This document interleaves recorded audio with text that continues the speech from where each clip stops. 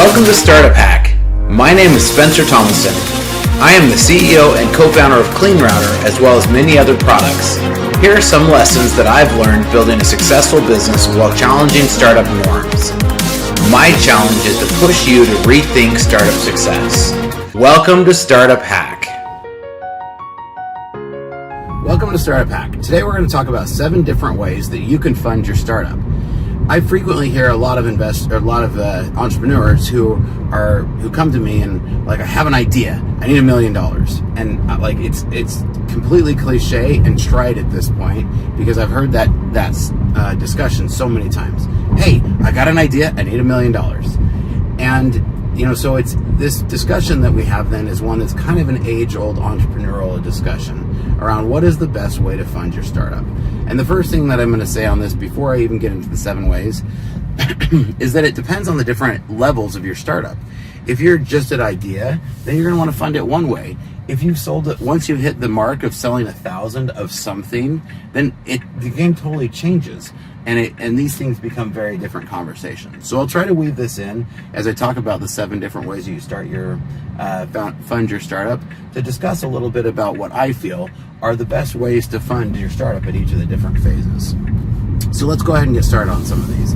The first way is to bootstrap. Now, we've seen some examples recently of people who have bootstrapped all the way to $1 billion. It is possible. We've essentially done some combination of these, but largely we've bootstrapped our company all the way up to a $5 million valuation. So bootstrap is really important, and you can do it all the way to the biggest sizes. But initially, every idea needs to start with bootstrapping. If you're not starting with bootstrapping, I don't know.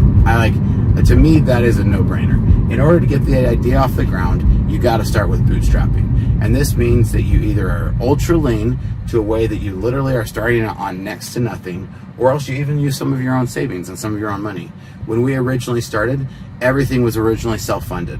We paid for all of our own stuff, and we kept receipts in the beginning, but I don't think we ever actually even compensated ourselves for those, which is a little different discussion and probably something we could chat on in its own video all by itself, is some good ways to bootstrap your company. So at the end of the day, to get off the ground, it's bootstrapping. And then the next one, number 2, is friends and family funding. Now I want to talk about friends and family funding because one of the things when we initially did this is Eric and I went and did a lot of funding among friends and family. And this is actually a really good, viable way to fund your company. And the funny thing is at the time we thought this was really hush-hush and nobody does this, and oh my gosh, we're not a credible company because if we were a real company, we'd get real funding. Well, the funny thing is now that I've actually gone through this game a lot more over the last 10 years, and I've gone all the way through venture funding, which we'll talk about, after a while. Even once I've gone all the way through that, I've actually found that pretty much almost every single company starts with some level of friends and family funding. It's usually the first dollar in is from friends and family. And the funny thing about this is even a lot of the people I know who went to do angel and investor rounds actually still go to friends and family who happen to be accredited investors. And so definitely don't minimize. And one of the first things that I would say is if you have somebody who is a friends and family that's a well-to-do person, especially if they're an accredited investor, but in general, just even if they're a wealthy individual who believes in your idea, believes in your passion, or just believes in you, then you should absolutely use this avenue as a way to fund. It's a very important one. The next one is look to your community. There can be a lot of different entrepreneurial programs, grants, loans, a lot of different things that happen in the community. I know here in Arizona, if you're in the state of Arizona, the Arizona Innovation Challenge, or AIC, is a fantastic way to start. And we actually won the AIC, and that was a $250,000 grant. And so it was paid out over 18 months, and we won that, and it was a huge boon of success, and largely one of the things that really catapulted the business.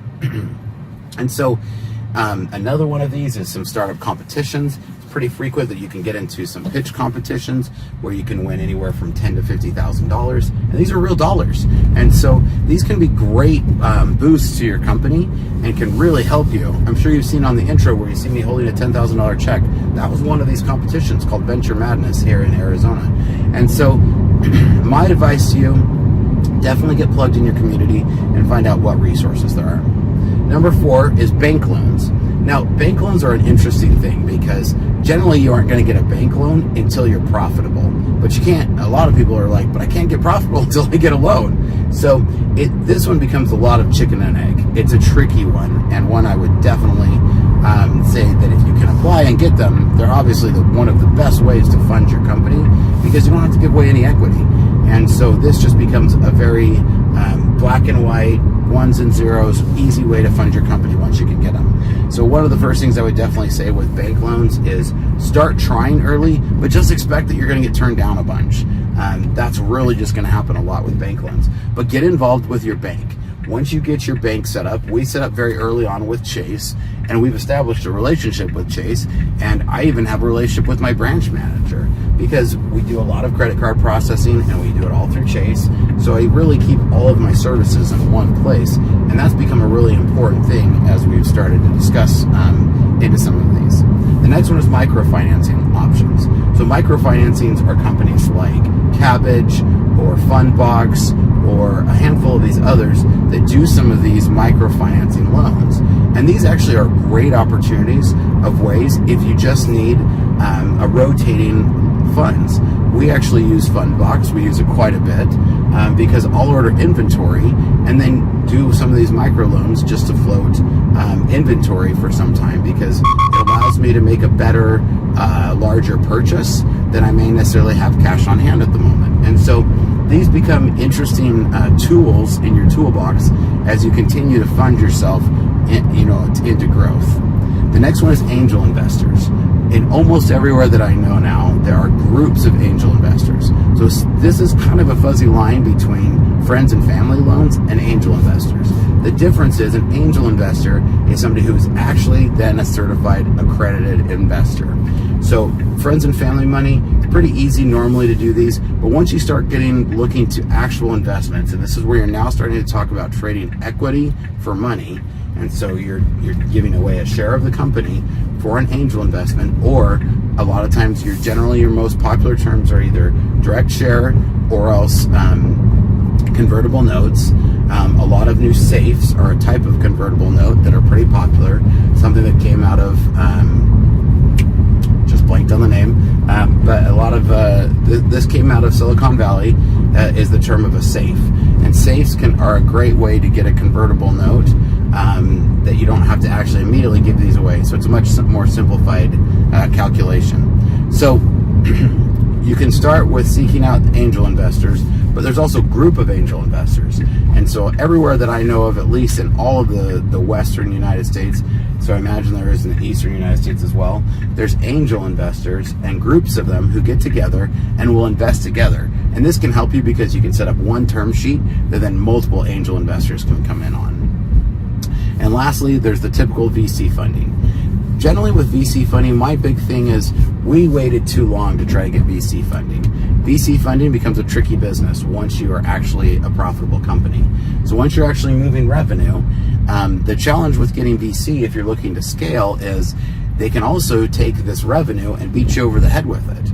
So if there's anything wrong in your numbers, they're going to find it and they will beat you over the head with it, and it will become tricky to get funding.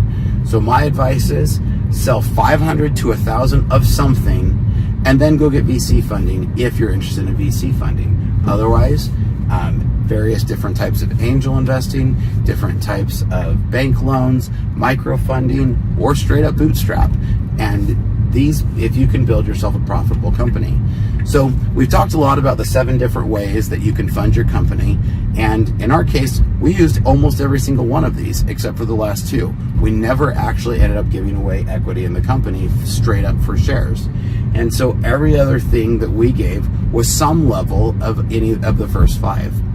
So you can definitely do a combination of different ways to fund your company. And as you go through various stages of your company, you will want to fund in different ways. So these are great ways to fund your company. And if you have any questions, feel free to leave questions in the comments. I have lots of experience. I'm always glad to reach out and help entrepreneurs who are starting out. Also, make sure you grab the latest CleanRouter. We've got version 5 out now. It's fantastic, getting rave reviews from the customers. We also make sure you grab your CleanPhone so that your kids are safe online and that you know where they're at all times. Thanks, have a good one. Welcome to StartupHakk.